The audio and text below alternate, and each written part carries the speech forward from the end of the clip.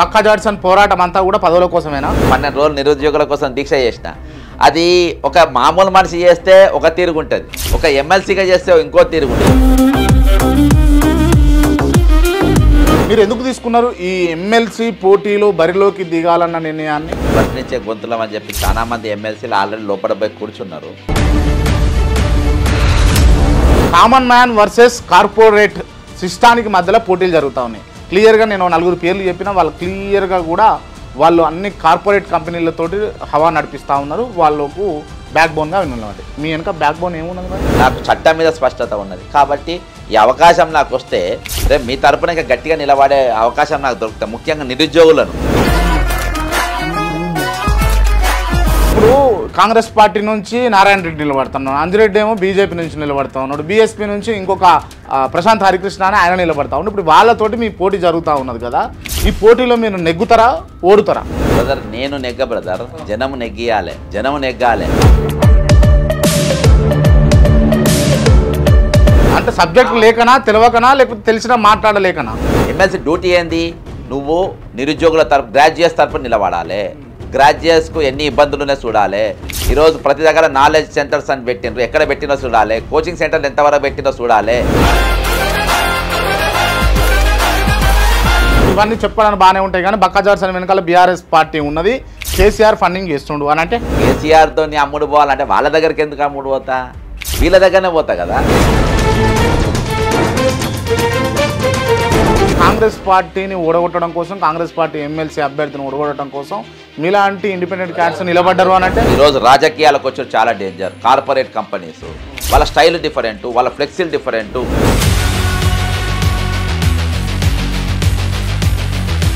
But ఈ corporate కంపెనీలతోటి ఈ common man మరి గెలుస్తాడా? వాళ్ళకు ఎదురు నిలబడగలుగుతాడా? బ్రదర్ ప్రాణాలకు తెగించి నేను నిరుద్యోగుల తరపున కొట్టాను, ప్రాణాలకు తెగించి ప్రజల పక్షాన నేను నిలబడ్డాను. బక్కా జాడ్సన్కి ఎందుకు ఓటేయాలి? మీరు ధైర్యం చేసే అవసరం లే, త్యాగం చేసే అవసరం లే, నిజాయితీగా మీరు ఓటేస్తే నాకే వేయాలి. ఇప్పుడు మీ పోరాటం అంతా కూడా కాంగ్రెస్ పార్టీ నాయకుల మీద, కాంగ్రెస్ ప్రభుత్వం మీదనేనా? బ్రదర్ ప్రజల పక్షంగా బ్రదర్, దోపిడీకి గురవుతున్న వర్గాల మధ్యలో. అది నా కంఠంలా, నా గుండెల నాభిలో నుంచి వచ్చే మాటలతోనే మీకు అర్థమవుతుంది. ఈరోజు గొప్పోడు అక్రమంగా సంపాదించిండ్రో తాత ముత్తలాత వాళ్ళు హ్యాపీగా ఉన్నారు. ఈరోజు కష్టం ఎవడు పడుతుందంటే మధ్య తరగతి వాడు కష్టపడుతుండు, మిడిల్ క్లాస్ వాడు కష్టపడుతుండు. దోపిడీ గురవుతున్న వర్గం ఎవరంటే ఈరోజు మిడిల్ క్లాస్. ఈ మర్యాద ఉందే అది మిడిల్ క్లాస్ వాళ్ళకి అందుబాటులో ఉండదు. దాని గురించి ఆలోచించడమే పెద్ద నేరం రా. నమస్తే, వెల్కమ్ టు కేఆర్ టీవీ. నేను మీ క్రాంతి. మొత్తానికి రాష్ట్రంలో పట్టభద్రుల ఎమ్మెల్సీ ఎన్నికలకు రసవత్తంగా సాగుతూ ఉన్నాయి. ఈ రభసలో కామన్ మ్యాన్ అయినటువంటి బక్కా జాడ్సన్ కూడా పాల్గొంటూ ఉన్నాడు. మరి ఈ బక్కా జాడ్సన్కు కార్పొరేట్ సిస్టానికి మధ్య ఓ పోటీ జరగబోతూ ఉన్నది. ఈ కార్పొరేట్ సిస్టంలో ఉన్నటువంటి వ్యక్తులు ఎవరెవరంటే Alphores Narender Reddy educational institutes, Anji Reddy BJP నుంచి నిలబడతా ఉన్నాడు, ఈయన ప్రముఖ ఇండస్ట్రియలిస్ట్. అదేవిధంగా winner publications BSP candidate Prashanth Harikrishna. ఈ ముగ్గురు కార్పొరేటర్స్కి, కామన్ మ్యాన్కి మధ్యలో పోటీ. మరి ఎవరు గెలుస్తారు, ఎట్లా జరగబోతా ఉన్నాయి ఈ ఎన్నికలు అన్న అంశాల గురించి మాట్లాడడం కోసం అయితే ఇవాళ మనతోటి కాంగ్రెస్ పార్టీ మాజీ లీడర్ బక్కా జాడ్సన్ గారు ఉన్నారు. ముందుగా వెల్కమ్ చేద్దాం. అన్న నమస్తే. నమస్తే బ్రదర్. బాగుండ్రా? బాగున్నా బ్రదర్. బాగురా అన్న? రైట్. మీరు ఎందుకు తీసుకున్నారు ఈ ఎమ్మెల్సీ పోటీలో బరిలోకి దిగాలన్న నిర్ణయాన్ని? అంటే నేను ప్రయత్నం చేస్తున్నా బ్రదర్. మొన్న కూడా మీరు చూసినట్టుగా ఎన్నికలకు ముందు ఆల్రెడీ జాబ్ క్యాలెండర్ రిలీజ్ చేస్తామన్నారు. 1 ఇయర్ అయిపోయింది. అంతేకాకుండా వాళ్ళ ఈ గ్రూప్ 1, గ్రూప్ 2, గ్రూప్ 3 ఎగ్జామ్స్ ఏ విధంగా జరిగినాయి మనం చూసినాం. మిగిలిన పోస్ట్ ఇవాళ వరకు ఖాళీలు ఎన్నోనే చెప్పలేదు. అన్నిటికీ మించి 4,000 రూపాయలు నిరుద్యోగ భృతి ఇస్తామన్నారు. ఈ కంటిన్యూయస్ ప్రాసెస్ మనం ఫైట్ చేస్తాం. గ్రూప్ 1 మన కోర్టులో నడుస్తూ ఉన్నాయి. ఈ కంటిన్యూయస్ ప్రాసెస్ నడుస్తూ ఉన్నది. ఇష్యూస్ ఎక్కడి అక్కడ ఉన్నాయి. దీనిపైన చర్చలు ప్రశ్నించే గొంతులం అని చెప్పి చాలామంది ఎమ్మెల్సీలు ఆల్రెడీ లోపల పోయి కూర్చున్నారు. ఈరోజు దానిపైన చర్చ లేదు. అతి భయంకరం ఏంటంటే మొన్న జనాభా లెక్కలు జరిగినాయి కదా, జనాభా లెక్కలలో 2011 కాంగ్రెస్ పార్టీ యూపీఏ సర్కారు చేసినటువంటి జనాభా లెక్కల 3,50,00,000 జనాభాని వచ్చింది. మన 2014 కేసీఆర్ చేసిన జనాభా లెక్కలల్లా 3,68,00,000 అని వచ్చింది. మరి మొన్ననేమో జనాభా లెక్కలల్లా రేవంత్ రెడ్డి చేసిన జనాభాలో 3,54,00,000 మంది వచ్చిండ్రు. అంటే 14 లక్షల మంది తగ్గిండ్రు 10 ఏళ్ళలో. అంటే జనాభా పెరుగుతుంది కానీ తగ్గుడు ఎట్లయితుంది? ఈరోజు అంటే పచ్చి అబద్ధం. దీని మీద ఒరిజినల్గా అక్కడ రాజ్యసభలో కానీ ఇక్కడ మన పెద్దల సభ ఎమ్మెల్సీ సభలో చర్చ జరగాల్సిన అవసరం ఉండే. కానీ కౌన్సిల్లో ఒక్క ఎమ్మెల్సీ కూడా కోదండరామ్ ఉంటాడు, చర్చ జరపరు. మరి ప్రముఖ మీ భాషలో లొల్లయ్య మల్లయ్య ఆయన ఉంటాడు, ఆయన మాట్లాడు. మరి ఇవన్నీ మాట్లాడకుండా అసలు జనాభా లెక్క జరిగిందని ఎట్లా చెప్తా? అంటే ఇప్పుడు బక్కా జార్సన్ పోతే ఇవన్నీ క్లియర్ అయితే అని మీరు భావిస్తారా? చర్చ చేస్తా అవుతుందా మీతో? 100%. ఎందుకంటే డేటా ఉన్నది. ఈ భయంకరం ఏంటంటే మన ఓట్లు మన 18 ఏళ్ళు దాటి ఓట్లు ఉన్న వాళ్ళు 3,32,00,000 ఉన్నాయి. 10వ తరగతి రాసిన వాళ్ళు ఆన్ రికార్డు 5,50,000 మంది ఉన్నది. ఎల్కేజీకి వెళ్ళి నువ్వు 12వ తరగతి దాకా తీసుకుంటే నువ్వు 60 లక్షల మంది వీళ్ళే పుట్టిన పిల్లలు కాక. అంటే 4,20,00,000 మంది జనాభా ఉండాలి.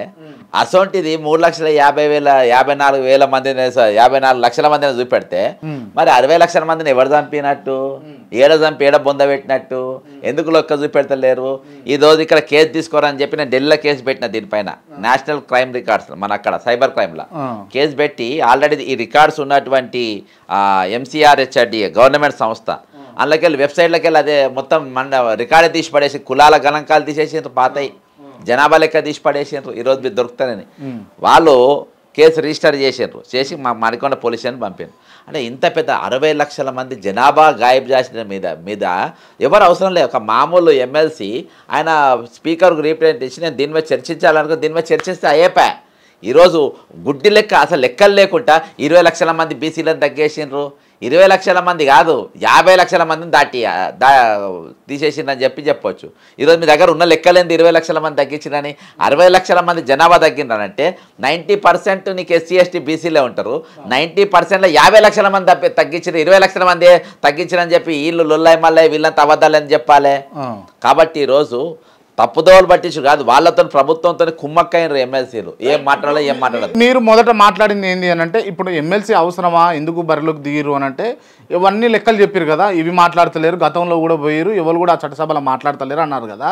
మీరు పోయి కూడా గట్టిన నోరు మూసుకొని ఉంటే ఏంది పరిస్థితి? నేను రోడ్డు మీదనే నోరు తెరిచి కూర్చుంటున్నా. నేను ఏ పార్టీ తరపు నిలబడ్డానో ఆ ప్రభుత్వాన్నే నేను నిలదీసిన. ఎట్లా నమ్మాలి బక్కా జార్సన్ని? బాగా సస్పెండ్ అయ్యి ఈరోజు బయట ఉన్నా కదా, సస్పెండ్ అయ్యి బయట ఉన్నా, పిలిచినా నేను పోలే. చిన్నారెడ్డి 3 నెలలు గామగొండు నువ్వు మాట్లాడుకుంటుంటే నీకు పదవి ఇస్తాం, అది ఇస్తాం, ఇది ఇస్తాం, ఇదే గడపలకు లోపలికి వచ్చి చెప్పినా కానీ నేను కుదరని ఇట్నే అడుగుతా, నువ్వు ఏం చేసుకుంటో చేసుకో. ఏంది మీ జీవిత గమ్యం ఏంది అసలు? ఇప్పుడు ఇంత భయంకరంగా 1,200 మంది విద్యార్థులు చంపినరు, వాళ్ళని ఎందుకు చంపాలి? తెలంగాణ కోసం ఎందుకు తెచ్చుకోవాలి వీళ్ళందరూ? ఈరోజు చెప్పిన వాళ్ళు ఎక్కడికి పోయినరు? ఎందుకు కనబడతలేరు? ఈరోజు బ్రదర్ ఎవరు నిలబడ్డా ప్రశ్నించే గొంతులను అందరూ ముందుకు వస్తుండ్రు, నిలబడుతుండ్రు. మళ్ళీ అక్కడ పోయినాక ప్రశ్నించగా అసలు కూడా మాట్లాడతలేరు. మీరు కూడా గట్టినే తయారైతే ఏంది అంటున్నా నేను. బ్రదర్ తయారైతే నేను ప్రభుత్వంలో పోయేటోని కదా, 100% నా పదవచ్చు కదా. ఈరోజు ఆ రోజు ఇయాటి వరకు ఉన్న పిటిషన్ నాయ తప్ప ఏమన్నా రేవంత్ రెడ్డి గారి ఉన్నాయా, లేకుంటే బట్టి విక్రమార్కి ఉన్నాయా, ఇంకెవరి ఉన్నాయా? ఇవాళ కొట్లాడుతుంది నేనే కదా. కాబట్టి 100% ప్రభుత్వం నాకు ఏదో ఒక పదవచ్చు. నేను బయటకు వచ్చి నేను ఇప్పుడు మౌనంగా ఉండాలి, ఇప్పుడు మాట్లాడాల్సిన అవసరం ఏమున్నది? ఈరోజు బహిరంగంగా ఓపెన్గా బ్రదర్ గతంలో మనం ఈ సబ్జెక్ట్స్ పైన ఫైట్ చేసినాం. బక్కా జార్సన్ పోరాటం అంతా కూడా పదవుల కోసమేనా? పదవి కోసం కాదు, స్టేజ్ కోసం. నేను ఇవాళ దాకా బయట మాట్లాడినా, లోపల మాట్లాడితే చట్టం అవుతుంది, బయట మాట్లాడితే అదొక న్యూస్ అవుతుంది. ఇది లోపల ఒక చట్ట రూపంగా జరగాలని చెప్పేసి, ఒక చట్ట ప్రకారం మాట్లాడితే అందరికి కూడా ఈ వాయిస్ చేరుతుందని చెప్పేసి ప్రభుత్వం ఒక స్టెప్ తీసుకునే ప్రయత్నం చేస్తుంది. ఇప్పుడు కామన్ మ్యాన్ మొన్న 3వ తారీఖు 4వ తారీఖు నేను 2 రోజులు దీక్ష చేయాలనుకున్నా, 12 రోజులు నిరుద్యోగుల కోసం దీక్ష చేసిన. అది ఒక మామూలు మనిషి చేస్తే ఒక తీరుగుంటుంది, ఒక ఎమ్మెల్సీగా చేస్తే ఇంకో తీరుగుంటుంది. అందుకే ఈరోజు చాలా మంది ఎమ్మెల్సీలు చేయకుండా వాళ్ళు వేరే దుకాణం పెట్టాను. నేను 101% బ్రదర్, 101% నేను నిలబడతా, కొట్లాడతా, తలబడతా, ప్రశ్నిస్తా. రూలింగ్ గవర్నమెంట్ కాదనుకొని ఈరోజు నిలబడ్డ పరిస్థితి. Right, okay. ఇప్పుడు కామన్ మ్యాన్ వర్సెస్ కార్పొరేట్ సిస్టానికి మధ్యలో పోటీలు జరుగుతూ ఉన్నాయి. క్లియర్గా నేను 4 పేర్లు చెప్పిన వాళ్ళు క్లియర్గా కూడా వాళ్ళు అన్ని కార్పొరేట్ కంపెనీలతోటి హవా నడిపిస్తూ ఉన్నారు. వాళ్ళకు బ్యాక్ బోన్గా వినలేండి. మీ వెనక బ్యాక్ బోన్ ఏమున్నది మరి బ్రదర్? ఇక నేను అదే చెప్తున్నా. నేను పోతాను, ఎందుకు పోతానో స్పష్టత ఉంది. నేను చేసిన కార్యక్రమాల స్పష్టత ఉన్నది, నేను నిలబడ్డ దారికి స్పష్టత ఉన్నది. గత ప్రభుత్వం మీద కొట్లాడినా ఇప్పుడు నా ప్రభుత్వం అనుకో. నేను all India Congress committee member ఉండే బ్రదర్. నేను సస్పెండ్ అయ్యే ముందు నేను కాంప్రమైజ్ అయితే నా పోస్ట్ నాకున్నా కానీ ఇవాళ ఉండేటోళ్ళు అవన్నీ పోగొట్టుకున్నా కానీ నేను అడిగడం మాత్రం మానలేదు. స్పష్టత ఉన్నది, నాకు సబ్జెక్ట్ మీద స్పష్టత ఉన్నది, నాకు చట్టం మీద స్పష్టత ఉన్నది. కాబట్టి ఈ అవకాశం నాకు వస్తే రేపు మీ తరపున ఇంకా గట్టిగా నిలబడే అవకాశం నాకు దొరుకుతాయి. ముఖ్యంగా నిరుద్యోగులను ప్రతి ఒక్క తప్పుదోవ పట్టించి 40 లక్షల మంది నిరుద్యోగులు ఉన్నారు బ్రదర్. ఈరోజు ప్రతి ఏ లైబ్రరీ పోయినా మళ్ళీ ఒక 5-6 వేల మంది పుస్తకాలు బతుకునే ఉన్నారు. నోటిఫికేషన్ లేవు, జాబ్ క్యాలెండర్ లేదు, నిరుద్యోగ భృతి లేదు. ఎమ్మెల్సీ అయితే ఇప్పుడు ఈ ఉమ్మడి జిల్లాల పట్టభద్రుల ఎమ్మెల్సీగా బక్కా జాడ్సన్ అయితే ఇవన్నీ నెరవేరుతాయి అంటారా మీరు? ఇప్పుడు బ్రదర్ నువ్వు 4,000 ఇస్తా అన్నావు, ఏమైందని చెప్పేసి గట్టిగా మాట్లాడే ఒక వాయిస్ గలమెత్తాము. జాబ్ క్యాలెండర్ అన్నావు, జాబ్ క్యాలెండర్ ఏమైందని చెప్పి గలమెత్తాము. నిరుద్యోగులకు వాళ్ళ చదువు వాళ్ళు చదివేటోళ్ళకి రేపు కాంగ్రెస్ ప్రభుత్వం వస్తే ఇవన్నీ ఇస్తామని చెప్పి అసలు నోరెత్తలేరు బ్రదర్. సబ్జెక్ట్ అసలు ఎన్ని ఖాళీలు వరకు ఏ ఎమ్మెల్సీ దగ్గర ఉన్నది ఈ సబ్జెక్టు? ఇప్పుడు నేను చెప్పిన జనాభా లెక్కల దీని గురించి ఎవరు మాట్లాడని చెప్పి ఏ ఎమ్మెల్సీ మాట్లాడిండు, ఏ ఎమ్మెల్యే మాట్లాడిండు, ఏ ఆపోజిషన్ లీడర్ మాట్లాడిండు? అంటే సబ్జెక్ట్ లేకనా, తెలియకనా, లేకపోతే తెలిసినా మాట్లాడలేకనా? అసలు మరి తెలుసుకునే ప్రయత్నం కూడా చేయరు కదా, తెలుసుకునే ప్రయత్నం కూడా చేయరు. ఈరోజు బ్రదర్ ఇదే మీరు కవర్ చేసిన అవుట్ ఆఫ్ ద సబ్జెక్ట్ ఇదే గల్లీలా గ్రూప్ 1 మన గ్రూప్ 1 పరీక్ష రాష్ట్రాలు 29వ జీవో మీద దాదాపు 15 రోజుల పోలీసులతో తన్నులు తిన్నారు. ఇదే గల్లీలా, ఆపోజిట్ గల్లీలా. ఇదే గల్లీలా అదే ఎమ్మెల్సీ గారు వచ్చి అక్కడ నిలబడ్డారు. అక్కడ నిలబడి ఒక సెటిల్మెంట్ కోసం అని ఉన్నారు. ఆ రోజు లాటిని పడితే ఒక్క ఎమ్మెల్సీ ఎందుకు నిలవాలి? అక్కడ ఎమ్మెల్సీ డ్యూటీ ఏంది? నువ్వు నిరుద్యోగుల తరపు గ్రాడ్యుయేట్స్ తరపున నిలబడాలి. గ్రాడ్యుయేట్స్కు ఎన్ని ఇబ్బందులు ఉన్నాయి చూడాలి. ఈరోజు ప్రతి దగ్గర నాలెడ్జ్ సెంటర్స్ అని పెట్టినరు, ఎక్కడ పెట్టినో చూడాలి. కోచింగ్ సెంటర్లు ఎంతవరకు పెట్టినో చూడాలి. 49 మంది విద్యార్థులు బహుజన బిడ్డలు హాస్టల్లో చచ్చిపోతే బ్రదర్ ఐఎమ్ ద పిటిషనర్. నేను పిటిషనరు ఎస్సీ కమిషనర్ గారు పిలిపించి నేను మెస్ ఛార్జీలు పెంచిన. ఎందుకంటే కామన్ మ్యాన్ కాబట్టి నాకు ఆ వార్త రాయరు, అది నాకు క్రెడిట్ రాకుండా ఫరక్ పడదు. కానీ రీసెంట్గా లాస్ట్ మంత్ నేను పెంచిన. దీని మీద ఒక్క హాస్టల్కి వీళ్ళు పోలే. ఒక ఎమ్మెల్సీ పోయి హాస్టల్ ఎందుకున్నాయి ఒక ఎమ్మెల్సీ మాట్లాడినరా? ఇలా పిల్లలు ఎందుకు చచ్చిపోతున్నా మాట్లాడినరా? వీళ్ళ వైద్య వసతులు ఎందుకు లేవో మాట్లాడినరా? ఇన్ఫ్రాస్ట్రక్చర్ ఎందుకు లేదు సోషల్ వెల్ఫేర్ స్కూళ్ళలో గురుకులాలు అని ఎవరైనా మాట్లాడినరా? అలా స్టాఫ్ ఎందుకు తక్కువ ఉన్నారు వీరు మాట్లాడినరా? ఈరోజు బ్రదర్ TIIT బాసరాలు ఉన్నది. అది గ్రామీణ ప్రాంతాల్లో ఉన్న మేధావుల కోసం, మేధస్సున్న విద్యార్థుల కోసం ఏర్పడ్డది. అది 2007లో 40,000 రూపాయల స్కాలర్షిప్తో ఏర్పడితే ఇయాటిగా అదే 40,000 ఇస్తా ఉన్నారు. అదే ఇన్ఫ్రాస్ట్రక్చర్ ఉన్నది. నేను పోయి పర్సనల్గా వైస్ ఛాన్సలర్ కలిసిన ఎన్నికలు రాకముందే నెల రోజుల కింద ఎన్నికలు నిలబడతాను కూడా నేను అనుకోలే. సార్ ఎందుకు ఇటువంటి పరిస్థితి ఉందని చెప్పి వైస్ ఛాన్సలర్ గారు నేను అడిగినా అప్పటి స్కాలర్షిప్ ఇవ్వాలి దాకుంటే మేము ఎక్కడికి వెళ్ళి తెచ్చి పెడతామని చెప్పే పరిస్థితి. కాబట్టి ఒక కంప్యూటర్ ఇచ్చేది, యూనిఫామ్లు ఇచ్చేది అవేవి లేవు. ఈరోజు గ్రామీణ ప్రాంతాల్లో ఉన్నటువంటి వీళ్లకు అనేకమైన సమస్యలు. ప్రైవేట్ యూనివర్సిటీలు ఇచ్చిండ్రు, ఎవరు ఇచ్చిండ్రు అంతా?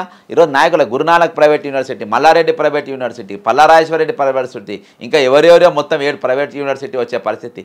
ఉస్మానియా యూనివర్సిటీలో వసతులు లేవు, స్టాఫ్ లేదు. నీకు శాతవాహన యూనివర్సిటీలో వసతులు లేవు, స్టాఫ్. తెలంగాణ యూనివర్సిటీలో అంత పెద్ద యూనివర్సిటీ, అంత పెద్ద జాగా ఇచ్చిండ్రు, ఇన్ఫ్రాస్ట్రక్చర్ బరాబర్ లేదు. స్టాఫ్ బాగుంది, విద్యార్థులు బాగున్నారు, ఇన్ఫ్రాస్ట్రక్చర్ లేదు, ఫుల్ టైం స్టాఫ్ లేదు. ఏం చేస్తారు వీళ్ళు? వీటిపైన చర్చ ఎందుకు జరుగుతలేదు? వీటి ఎందుకు సందర్శిస్తలేరు? ఎమ్మెల్సీ డ్యూటీ అదే కదా, గ్రాడ్యుయేట్ డ్యూటీ అదే కదా, గ్రాడ్యుయేట్ ఎమ్మెల్సీ డ్యూటీ అదే కదా బ్రదర్. ఈ డ్యూటీ తప్పనే వేరే డ్యూటీ ఏ చేయ? పక్క ప్రామిస్ చేస్తారా? ప్రమాణపూర్వకంగా చెప్తున్నా, ఈ డ్యూటీ తప్ప వేరే డ్యూటీ చెయ్య. నాకు అవసరం కూడా లేదు. నాకు షోక్ బ్రదర్, నాకు ఇష్యూస్ పైన మాట్లాడాలంటే షోక్, ప్రశ్నించాలని నాకు షోక్. ఇప్పుడు కాంగ్రెస్ పార్టీ నుంచి నారాయణ రెడ్డి నిలబడుతున్నాడు, అంజిరెడ్డి ఏమో బీజేపీ నుంచి నిలబడతా ఉన్నాడు, బీఎస్పీ నుంచి ఇంకొక ప్రశాంత్ హరికృష్ణ అని ఆయన నిలబడతా ఉన్నాడు. ఇప్పుడు వాళ్ళతోటి మీ పోటీ జరుగుతూ ఉన్నది కదా, ఈ పోటీలో మీరు నెగ్గుతారా, ఓడుతారా? బ్రదర్ నేను బ్రదర్, జనము నెగ్గాలి. ఈరోజు ఎవరైతే దోపిడీకి గురవుతుండ్రో వాళ్ళు నెగ్గాలి.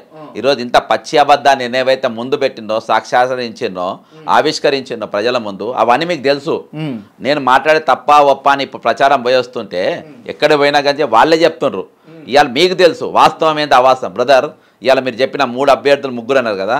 నంబర్ 1 ఆయన Reddy, Alphonse Narayana Reddy, he is not from Congress party. అర్థమైందా? ఆయన కాంగ్రెస్ పార్టీ కాదు. కాంగ్రెస్ పార్టీలో అభ్యర్థులు చాలామంది ఉండే, వాళ్ళ గొంతులు కోసిన టికెట్ ఇచ్చారు. ఎవరైతే అంజిరెడ్డి అని చెప్పిన is not from BJP original BJP కాదు. ఆయన 10 పార్టీలు తిరిగి వచ్చిండ్రు. ఒరిజినల్గా అక్కడ సుగ్నాకర్ రావు అనేటువంటి ఎవరికో రావాలి, ఇంకా 2-3 ట్రై చేశారు. ఒరిజినల్ బీజేపీ ఉన్న వాళ్ళకి గొంతులు కోసిండ్రు. ఎవరైతే ప్రశాంత్ హరికృష్ణ అని చెప్పిండ్రో హీఈస్ నాట్ ఫ్రమ్ బీఎస్పీ, బహుజన పార్టీకి వెళ్ళి రాలేన.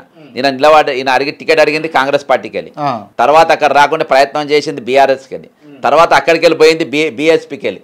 బ్రదర్ నీ సిద్ధాంతాన్ని నీ క్యారెక్టర్ను 3 నిమిషాలలో ఒక ఎన్నికల అయ్యేలోపు అంటే నామినేషన్ డే స్టార్ట్ అయిన కాంచెలి వేసేలోపే 3 పార్టీలు మారినాయంటే రేపు పరిస్థితి ఏంది?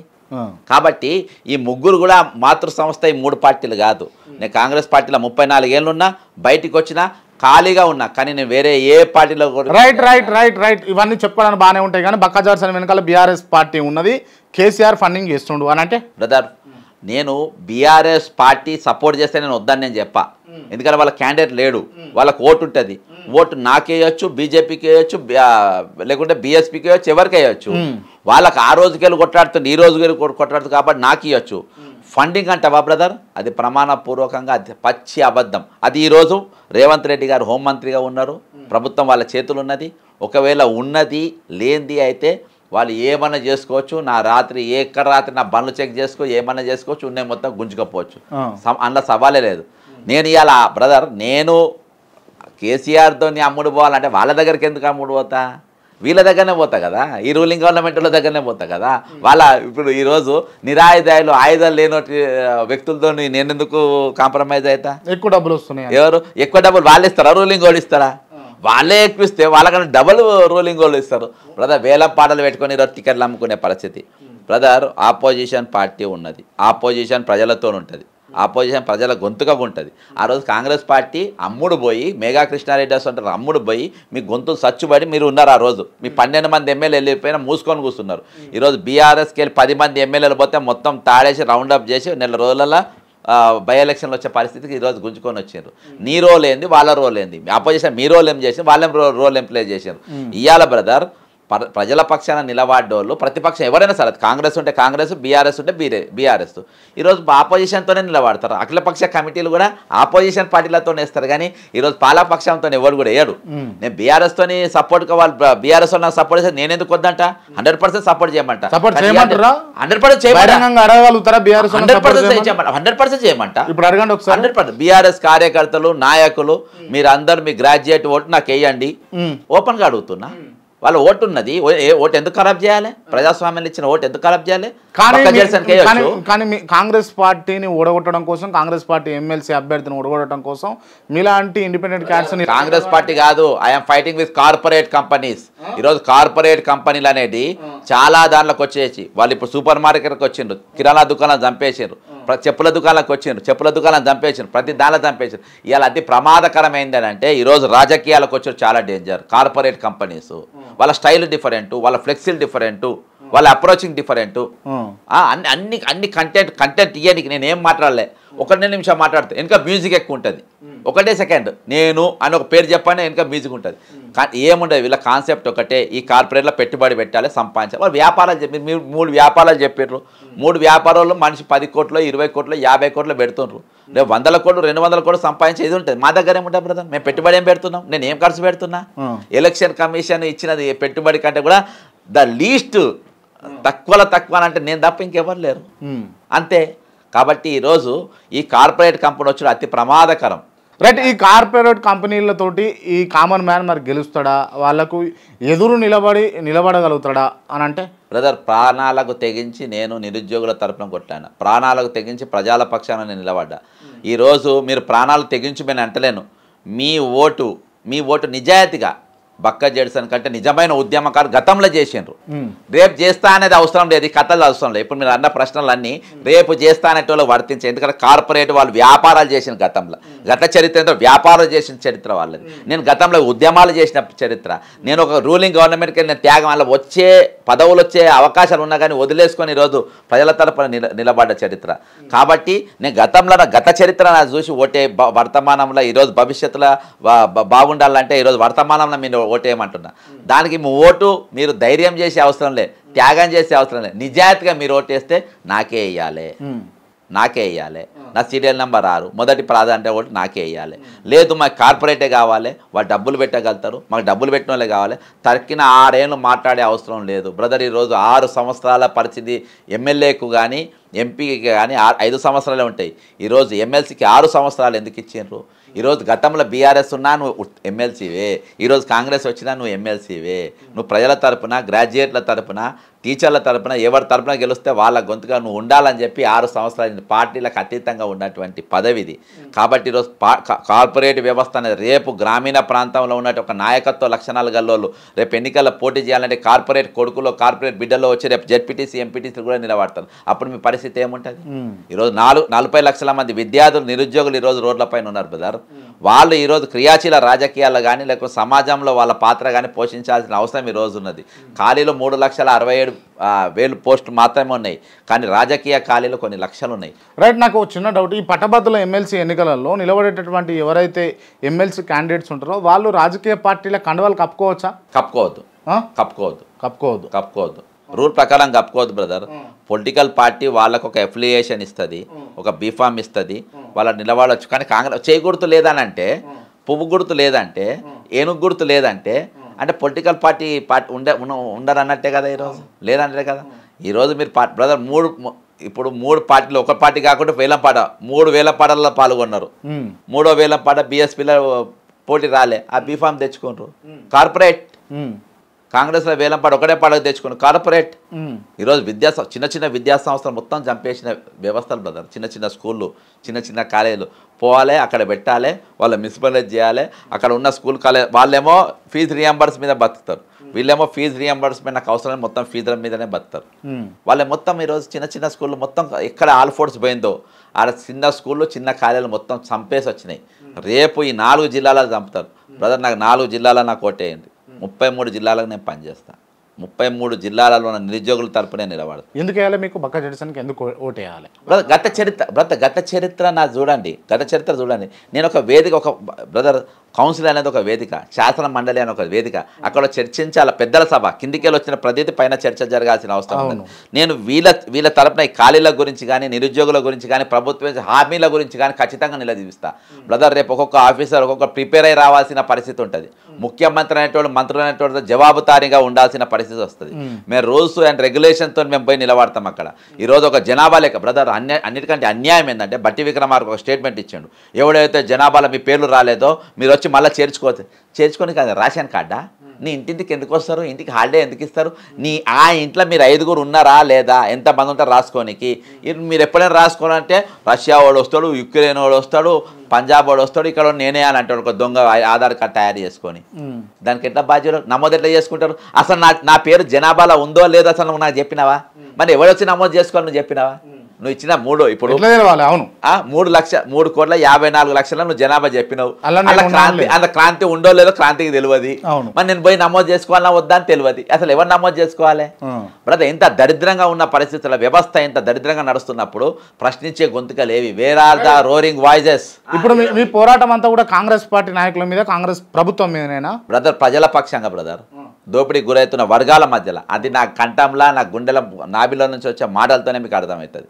ఈరోజు నా ప్రతిదీ ఒక పేపర్ లేదు, పెన్ను లేదు, ప్రతిదీ ఇష్యూస్ ఎట్లున్నాయంటే గాలి కనబడతా ఉన్నాయి, గాలిలో కనబడే పరిస్థితులు ఉన్నాయి. అవన్నీ కూడా ఈరోజు ఒక మనిషిని, ఒక మధ్యతరగతి మనిషిని బ్రదర్, ఒక ఇల్లు ఉంటే ఓడుస్తలేరు, ఒక ఎకరం భూమి ఉంటే ఓడుస్తలేరు, ఒక మంచి నౌకరు ఉంటే ఓడుస్తలేరు. అసలు వాళ్ళు బతకనిచ్చి నువ్వు దేని మీద బతకాలే?